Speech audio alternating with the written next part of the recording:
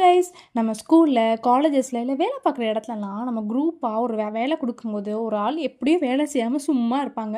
நம்ம அவங்கள என்ன சொல்லுவோம்? சும்மா இருக்க, வெட்டியாக இருக்க, இல்லை ஓபி அடிச்சிட்டு இருக்க அப்படின்னு தான் சொல்லுவோம். இனிமேல் அவங்கள வேற ஒரு டேர்ம் சொல்லாமா, அந்த டேர்ம் தான் சோஷியல் லோஃபிங்.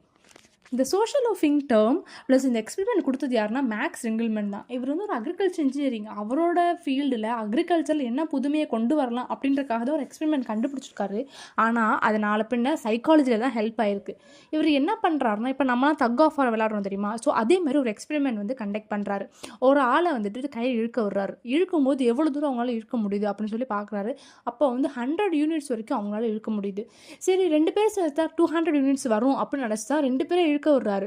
ஆனால் அங்கே வெறும் 150 யூனிட்ஸ் தான் வந்திருக்கு. சரி, 3 பேர் இழுக்கிடுவோம் அப்படின்னு சொல்லும்போது 300 வரும்னு நினச்சிருக்காரு. ஆனால் அதை விட குறைஞ்சிக்கிட்டே போயிருக்கு. இன்னும் ஆட்கள் சேர சேர யூனிட்ஸ் வந்து குறைஞ்சிக்கிட்டே போயிருக்கு. இவருக்கு என்னடா, நம்ம ஆட்கள் கூட கூட இன்னும் வேலை அதிகமாக நடக்கணுமே, ஏன் நடக்க மாட்டேங்குதுன்னு பார்க்கும்போது தான் தெரியுது, ஒரு ஆள் இருக்கும்போது கண்டிப்பாக நான் மட்டும்தான் வேலை பார்க்கணும், நான் மட்டும் வேலை பார்த்தா தான் வேலை முடியும் அப்படின்றதுனால அவங்க எல்லா வேலையும் அவங்களே பார்க்குறாங்க. ஆனால் 2-3 பேர் சேர சேர சேர நான் மட்டும் ஏன் வேலை பார்க்கணும், இன்னொருத்தவங்க வேலை இருக்காங்களே அவங்களும் பார்த்தா போதும், நான் என்னோட ஃபுல் வேலையை கொடுக்கணுன்ற அவசியம் கிடையாது, நான் சும்மா லைட்டாக பண்ணால் போதும் அப்படின்னு சொல்லிட்டு அவங்க சும்மா இருக்காங்க.